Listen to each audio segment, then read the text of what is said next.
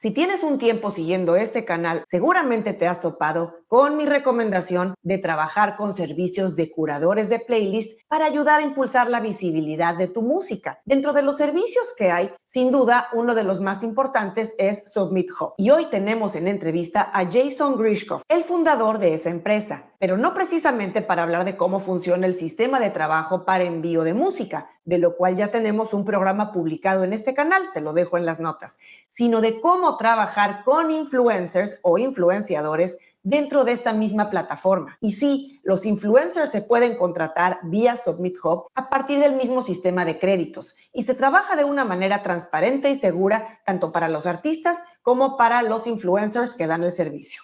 Así es que hoy Jason nos mostrará cómo funciona esto de contratar influencers para potenciar tu música dentro de SubmitHub.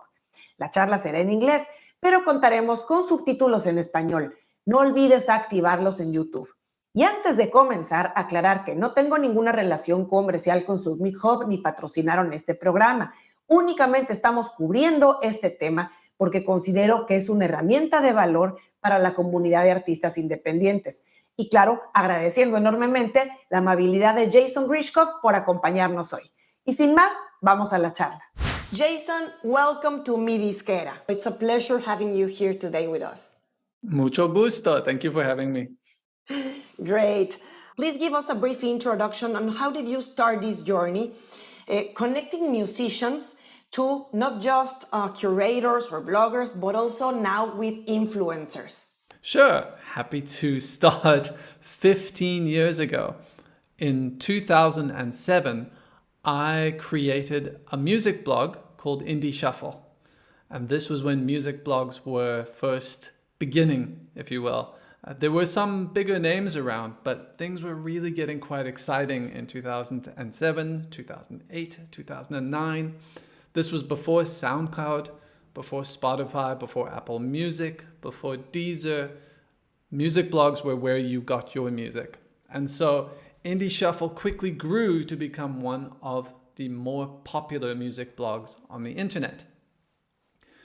Things have changed a lot since then, but one thing that hasn't changed is that musicians are constantly trying to get attention from people who can share their music. And so with my music blog Indie Shuffle, I was receiving 300 emails every day. It was too many emails to go through, and all of them came in different formats with different genres and different styles. One had an MP3, the other one had a Dropbox, a YouTube video. It was impossible to manage. So in 2015, I took some of the skills I had learned coding on my blog Indie Shuffle, and I used those to create a new platform, which I called SubmitHub. And the idea was quite simple. It was a form with 3 inputs: your artist name, your song title, and a link to your song. And that's all it was. And then from my side as a blogger, I got all of the submissions in a very consistent, streamlined feed that looked a lot like your SoundCloud feed. And with each song, I had a thumb up and a thumb down. And so if I gave you a thumb up, you would get an email saying, hey, Jason from Indie Shuffle likes your song and he's going to share it. And if I give you a thumb down, it just said, I didn't like your song enough to share it. And so within the first month of SubmitHub existing, I had artists who would contact me and say, thank you for listening to my song, but I'd love to know why you gave it a thumb down. And I said, okay, well, if you give me $1, I will tell you. And they said yes. So the idea quickly caught on, and I started to invite other blogs to use it as well. And this whole concept of the dollar waving in front of the curator's eyes is what gets them to actually respond. So from 2007, 8, 9, 10, bloggers were overwhelmed by their submissions and they didn't have the incentive to actually open and listen to them.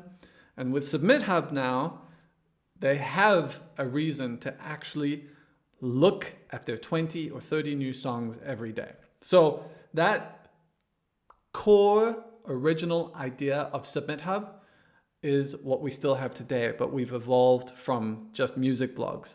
Now we've got Spotify playlists, and we've also got influencers on TikTok and Instagram.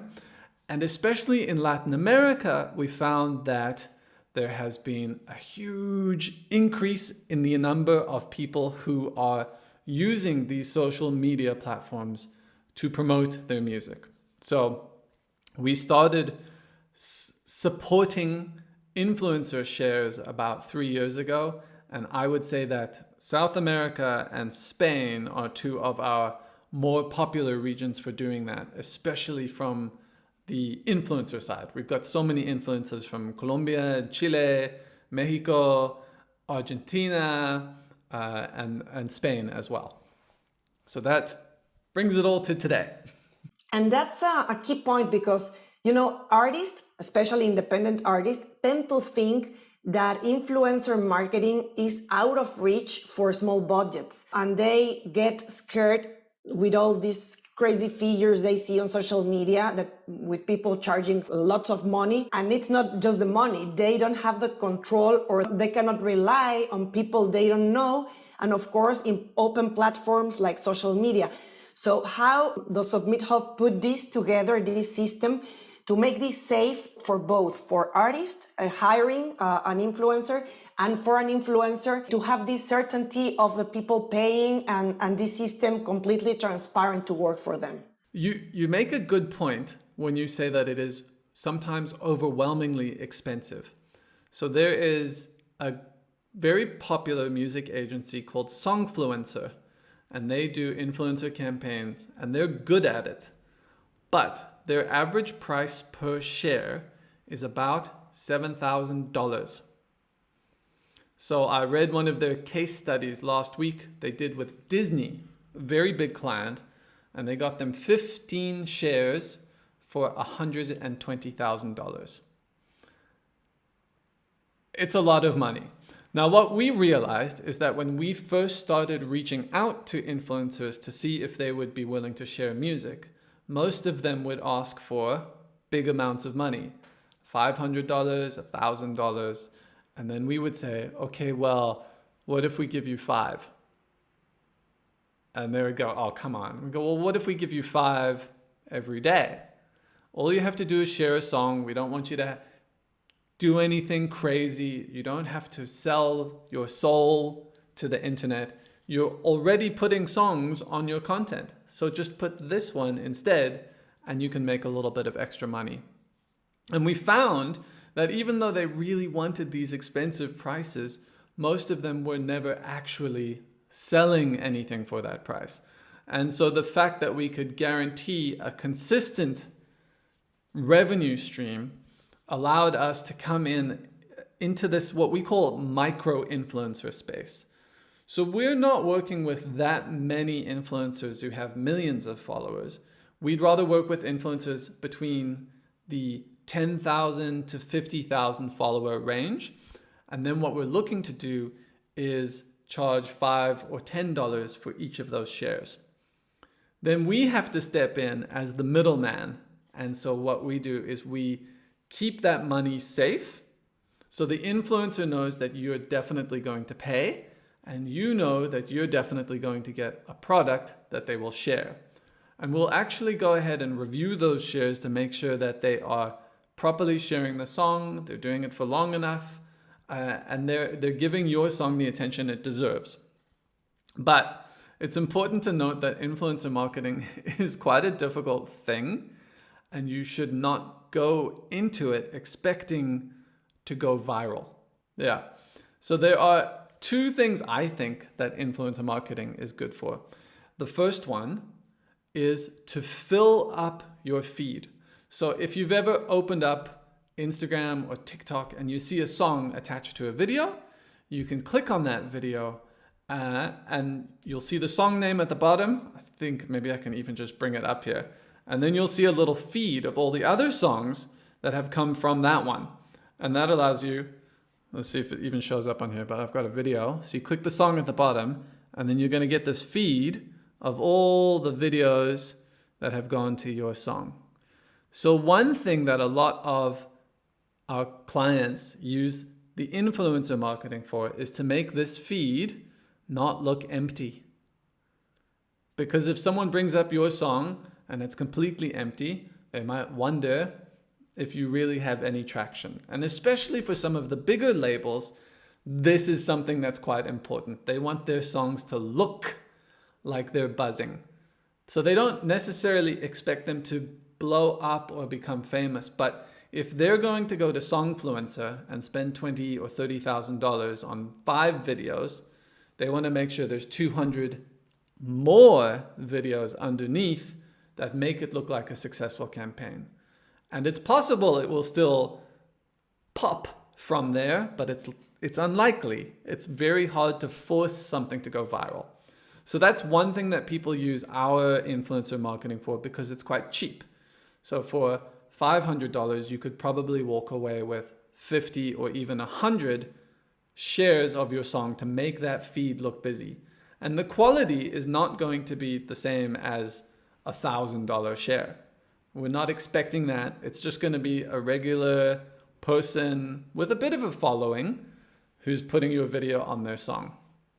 The second thing that you can use our marketing for is to actually put in a special request. And you have to pay a little bit extra for this, but you can say things like, I want you to dress in red and dance to my song at this moment. And so you can put in these special requests. Again, they're not necessarily going to help you go viral, but they create good content. It's almost like paying someone to make a miniature music video for you. And then ideally you can take that and reshare it with your existing fan base. So it's usually better content to reshare than a Spotify playlist. So if you've got your fans and you tell them, hey, I'm number 17 in this Spotify playlist. Oh, no, wait, they've moved me to 21. Never mind, they took me out. It's just not a good sharing experience to link to a playlist. But if you can link directly to a TikTok video or an Instagram reel, it looks a lot more interesting to your fans. So the second thing is to create these little music videos and re-engage your audience with that. So those are the two things I think influencer marketing are good for, not for going viral.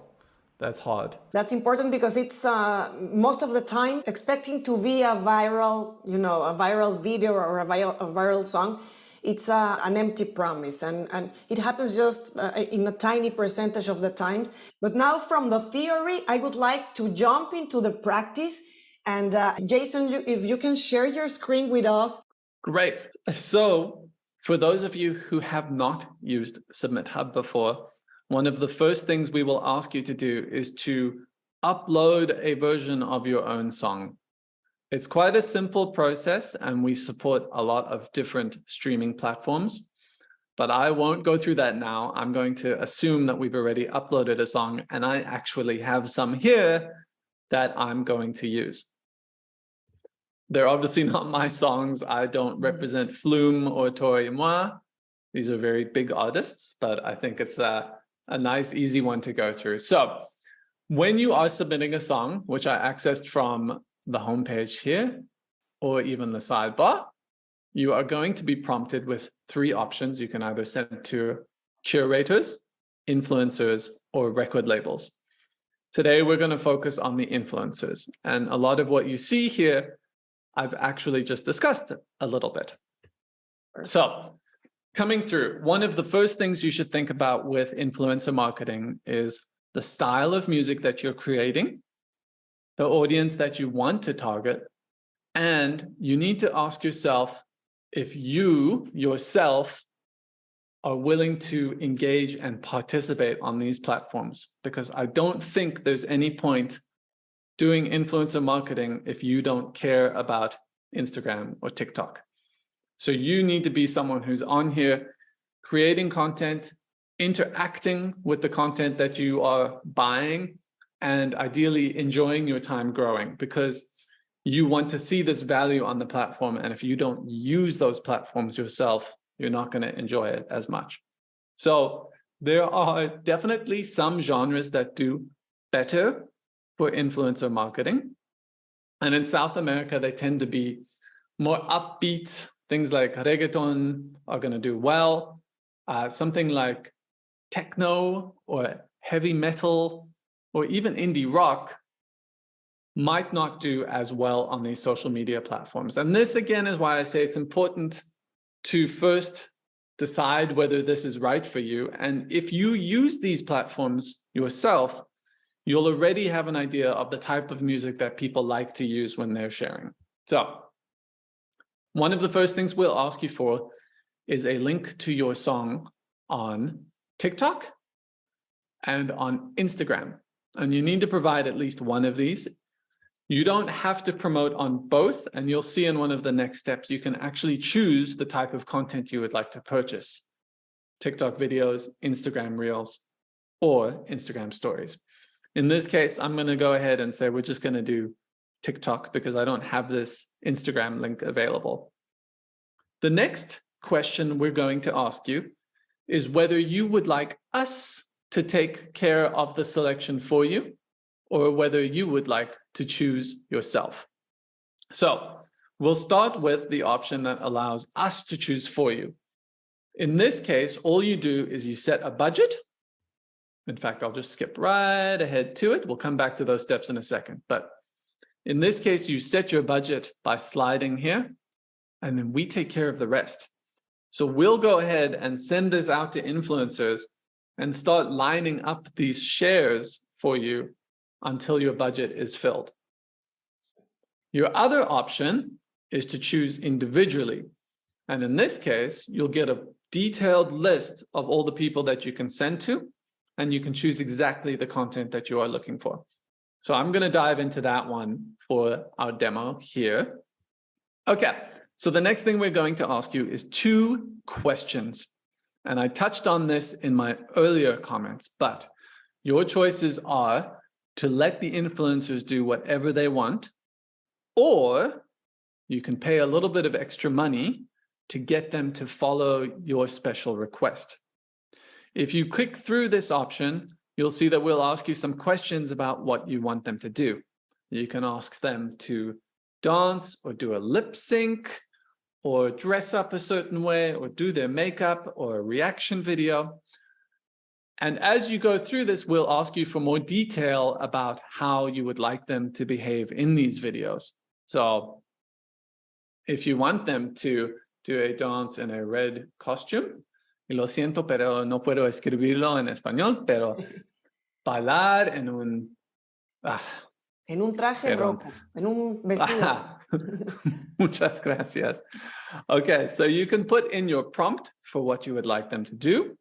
And then you optionally can provide some example videos. So it's always a good idea if you have your song to make the very first video for it on TikTok and on Instagram, because what they do on these platforms, and see in this example I have possibly, the first video that shows up in the top corner is usually the first video that was created. And then the rest of them are sorted by how popular they are. So if you are the first one to make your video, yours will be the first one to show up in that corner. And then you can go ahead and use that video to actually give them an example of what you would like their video to look like. Once we've done that, we're going to go through to this big list that I was talking about, where we can choose individually who we would like to send to. We've got a lot of options on the left-hand sidebar that we can play around with. So I mentioned we can choose what kind of content we would like, whether we want Instagram or TikTok. For me, I think that TikTok videos and Instagram Reels are worth more than stories. So Instagram stories are a bit cheaper, but they disappear after 24 hours. And you have nothing to show once that's done. With TikTok and Instagram videos, you can reshare them and they show up in that feed. And so you've got some sort of proof that things actually happened. It's a little bit like Spotify playlists as well. Most of the time, they won't keep your song in for more than a month. And once it's gone, it's over. So with TikTok videos and Instagram Reels, you have something a little bit like a blog post because it stays up, hopefully for years. We expect our influencers to keep it up for a few months at the very minimum. We do realize that influencers often change their style or delete their videos after a while. But if they delete your video after a week, we actually request that they share it again, and we lock all of their money, and we give them all sorts of ultimatums and threats about how they need to make sure that they're sharing your videos properly. If they don't, you'll get a refund from us. We're happy to step in there and help out. So in this case, I think we're going to focus on TikTok videos and Reels. For the Spanish market, we also want to maybe look at the languages that we're going to focus on, as well as the regions. So there are quite a few languages that we represent for influencers, but as you can see, the majority are actually in Spanish-speaking regions. And so I've already gone ahead and selected for my language Spanish, and that's just going to filter me down completely. From there, I can go ahead and start to eliminate some of these different countries if I want. Let's say I just want to focus on Latin America and North America. Then I've still got 293 options that I can choose from.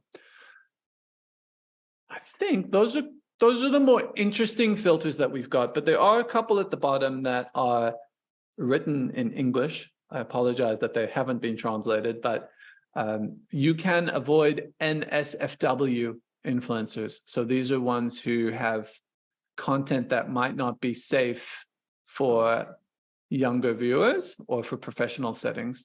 You can also focus on people who are creating original content.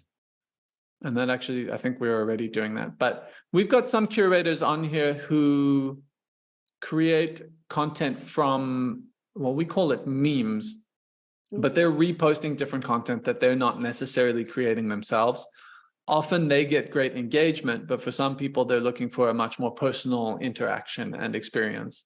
And you can also eliminate people who talk over their videos. So once we've done that, we still have 264 people that we can choose from. So I'll spend the next 1 minute telling you how to go through this list because it's actually quite easy. As you go through each influencer, you will see the information about each of their sharing types. In this case, we're doing TikTok videos and Instagram Reels. The cost here is in credits. You can purchase credits for roughly 80 cents per credits in US dollars. So I'm sorry if you're in Argentina, that could be quite expensive, but these credits then translate, and that's the currency that we use on the platform to pay them. Under each of these, you'll see some statistics about how much engagement they get on these videos. These numbers are obviously not guarantees, but what we're trying to show you is the lower range and the upper range. And we're hoping that 80% of the time or more, it'll be higher than this lower range number. So you can use these little bits of information to make decisions about who you're going to send to. If you found someone that you like, you can select, and we'll actually show you a little bit of the content that they've recently shared on SubmitHub. So you can go ahead and preview that content to see if it's the type of thing that you would like.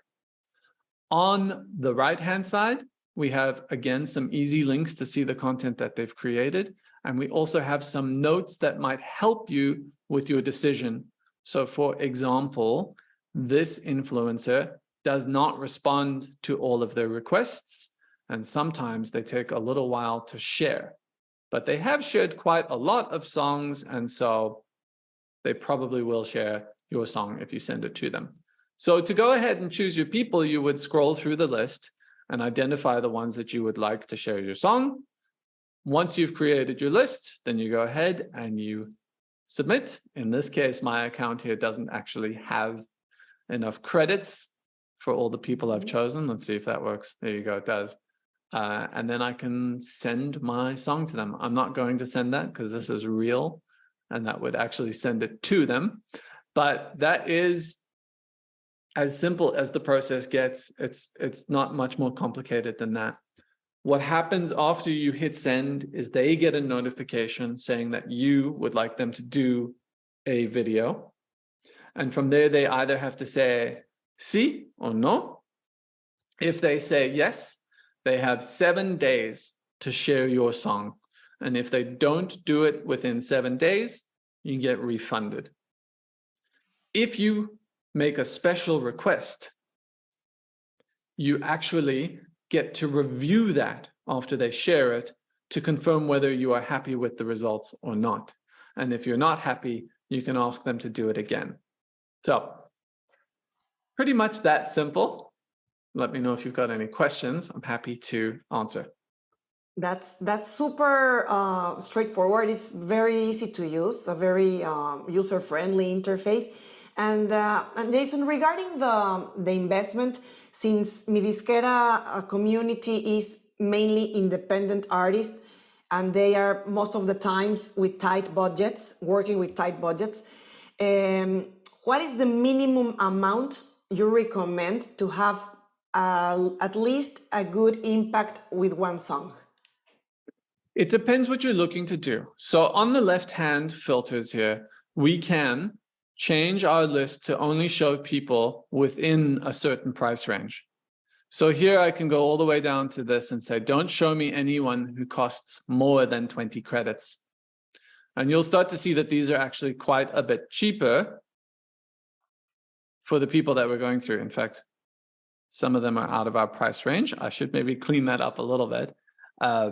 But as we go through here, we can see that these prices start to get a little bit cheaper. It depends on what you are looking for from your content. So the two strategies that I discussed earlier were filling up your feed with content or getting people to make miniature music videos for you that you can share. If you're trying to fill up your feed to make it look a little bit busier, on this feed, I can see when it loads, 9 songs or 9 videos per scroll. Maybe that one's got 12 over there. And so I would say you probably want to have somewhere around 20 videos on there if your goal is to try and make it look busy. So 20 videos here could cost you maybe 200 credits if you're averaging 10. You can try do it on a smaller budget. We do have people all the way down to 6. There are probably some on here that are even cheaper than that. No, actually, you know why we're not finding anyone cheaper here? It's because we've asked them to do something specific. If we change our price and we don't ask them, look, our prices actually go down quite a bit. So now we're getting into 6s and 3s and 5s and 4s. So with 200 credits, you could probably get somewhere around 30 shares. And that'll help fill up your feed quite a bit. On the second strategy, so I mean, that's 200 credits. 100 credits could probably get you 15 shares, and that's enough to have a little bit of a scroll, right? 100 credits you can buy for about $80. Or if you are watching this video, I think we can set up a little coupon for your users, and then they can get that for $64. So that would be quite a bit less. And so you can get 15 shares for around $65, $64, which is a pretty good deal. The quality of the content, as I mentioned, is not going to be the same as these $1,000 shares. But for the strategy of filling up your feed, that's quite a cheap one. If your alternative approach is to try and generate content that you can share with your audience, then it's on an individual basis. So you can scroll through this list and you might find someone who you think you would really like to share your song, and you would really like to reshare their content. And if that's the case, you can do it for as little as 1 share. You don't need to get 15. You can really go through and pick the ones that look the best for you. So if you're an indie artist, and we do see this quite a lot, you can come on here and spend 10, 20, or 30 credits trying to get a few shares from us, which is quite different. We do have some of the the major labels come on here and spend 5,000 credits and just send to everyone. So there are different strategies for different sizes here. I think what's nice about this is it is accessible to smaller artists. But again, I have to emphasize, you're not going to go viral. It's just a nice way to get content. You have to think about it like walking up to someone in the street and saying, hey, if I give you $5, will you make a video with my song? And that's essentially what we are trying to do here.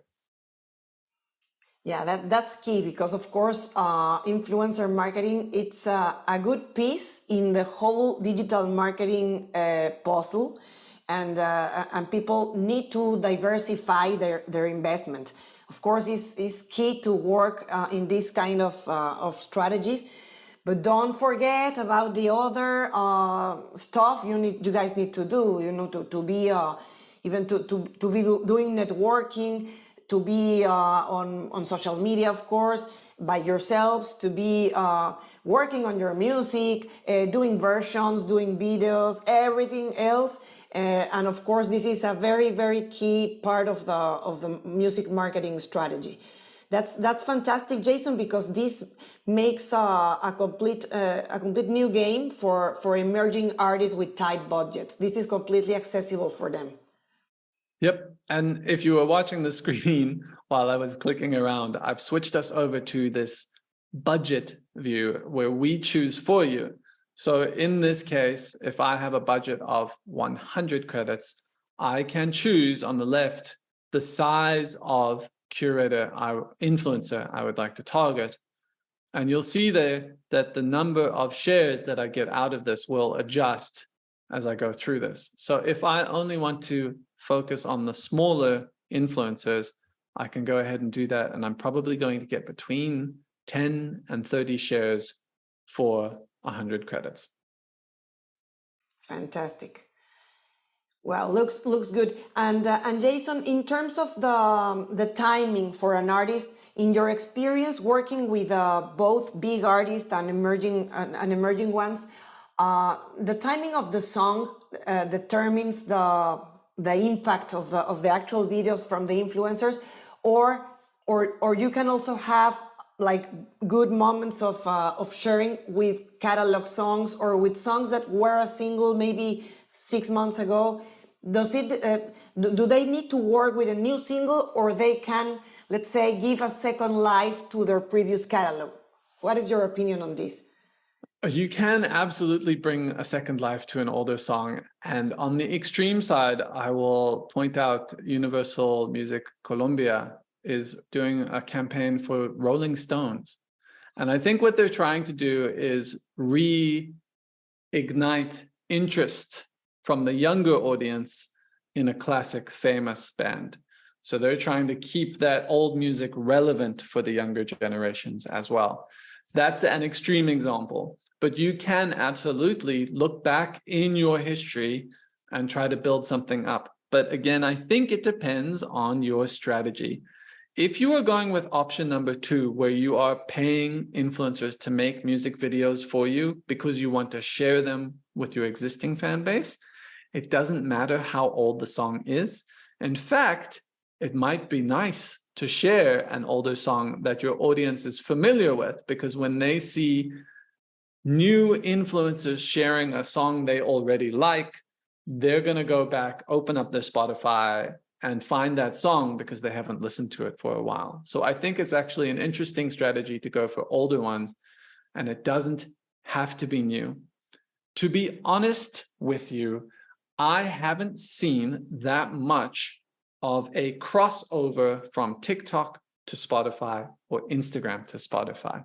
So many of the consumers who are on TikTok scrolling through videos are not opening up Spotify to then go and listen to the song. And this is one of the frustrations that some people have. They'll say, my video got 10,000 views and only 3 people came to listen on Spotify. So I think you do need to expect that crossover won't happen, which is why, again, those 2 reasons for doing these influencer shares are filling your feed and getting content that you can reshare. So in that second case of content that you can reshare, Old songs are great. In the first case of filling your feed, probably not as relevant. If you're an indie artist, I think this gets to your point of the whole big picture. So what happens is that if you want to get booked for a gig and you show up and you've got your name on there, the booker is going to look you up on the internet, and they're going to type in your name on Google or on Spotify, and they're going to start seeing this internet resume that you have. And so what you want to do is to make sure that none of those platforms look dead. They don't have to be blowing up or amazing, but on your Instagram, you want to have 2,000 or 3,000 fans and some engagement on your content, maybe 50 or 100 likes on each of your posts. On your TikTok, it's nice to have videos around your content. You can repost many of these videos to your own TikTok, and you can actually fill out your video feed with other people's videos. So again, it's a way to make sure your TikTok doesn't look dead. With music blogs, we're not talking about that as much today, but music blogs are still a great way to make sure that when someone Googles your name, it's not just your Spotify link or your YouTube, but it's actually people writing about you. And all of these things, I think, are important in creating your internet resume, so that when someone does try to find out if you are worth booking or interesting, they actually see that there are things going on. So for me, it's less about trying to go viral on these things or getting 500,000 Spotify listeners. These are not reasonable numbers for the average artist. It's more about making sure that your presence there looks like something's going on, so that you can open up doors to other things like performances, festivals, or even conversations with record labels who can help push you further from there. Yeah, that's right. And actually, you touched a key point. I always recommend to the artists that they need to think on these, for example, the influencer marketing campaigns as an action aiming to brand awareness, rather than a conversion to traffic directly to Spotify, for instance, because it's so hard to make people go from one platform to the other. And so the value itself, it's more creating this brand awareness that you are trying to grow or to optimize, rather than how many people from the ones that watched my TikTok or my reel went to Spotify to hear to my song. So it's that's I'm glad you touched that point and you made it very clear. Of course, it's a matter of the whole digital ecosystem as a whole. So this influencer marketing option is fantastic for emerging artists to start growing in these areas that they didn't have access before. Yeah, I hope they'll find it helpful. It's just as long as you've got your expectations in the right place. Perfect. So Jason, I think you covered most of or all of the points I had in mind, and of course more than that. So, and the user interface is very clear and straightforward. So I'm glad. And there are a lot of Spanish-speaking influencers you can contact. So I don't know, Jason, if you want to say something else. No, I think you gave me a great platform to discuss most of the things that I would want to. And I'd be happy to come back and talk about Spotify one day, because that is a whole different space. So we've got that one on lockdown much more than the influencer side. But this one is a new and exciting space for us. Absolutely. Thank you, Jason. Thank you for being with us. And I hope to have you in again very soon. Cool. Me too. Thank you.